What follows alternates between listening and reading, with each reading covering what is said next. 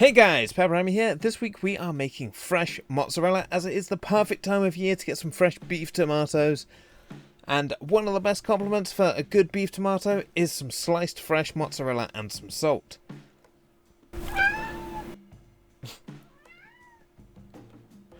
Now to make the cheese, you'll need some rennet. This comes in powder, tablet or liquid form. The powder I got came with some micro spoons, so I need 2 micro spoons, which equals around 1/4 of a teaspoon or 1 tablet. You will also need 1.5 teaspoons of citric acid and 1 teaspoon of salt. Now you want to start by dissolving your citric acid in 250 ml of water and your rennet in 60 ml of water. Then add your citric acid solution to 4 litres or 1 gallon of fresh whole milk. Now the milk can split up a little bit here, this is fine, and then just heat it to 31 degrees Celsius or 88 degrees Fahrenheit. Remove from the heat, add in your rennet solution and stir for about 30 seconds and then cover and leave undisturbed for 5 minutes. Now after the 5 minutes, there should be separation between the curds and whey. If you can cleanly cut the curds, you want to cut lines about 3 centimeters apart across and then to form a grid, making sure your knife reaches the bottom of the pan. Now if your curds don't cut cleanly, you want to let it sit for a few more minutes.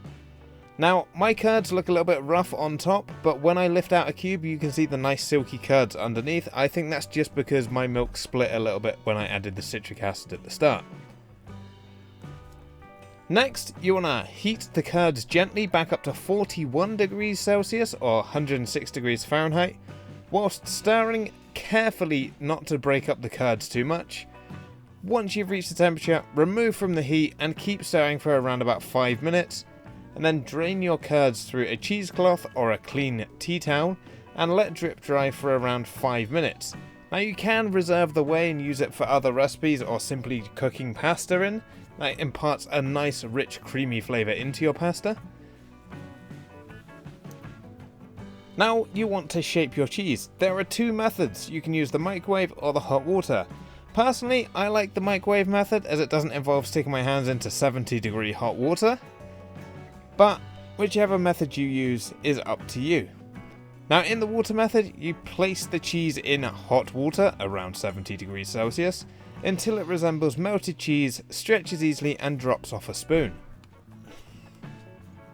Now for the microwave method, you simply place your curds in a microwave safe bowl for 1 minute, folding over and reheating for 30 seconds in little bursts until the cheese becomes silky and smooth.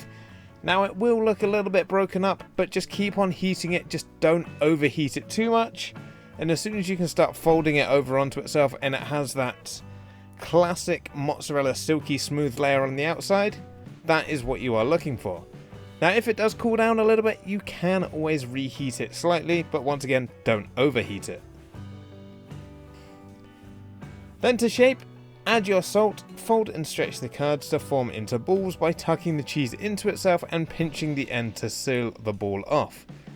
Now if you want to make smaller mozzarella pearls, you can push the cheese between your forefinger or index finger and thumb and pinch off to make smooth pearls. Then you just want to place them in cold water as soon as you finish shaping, and then they are ready to serve.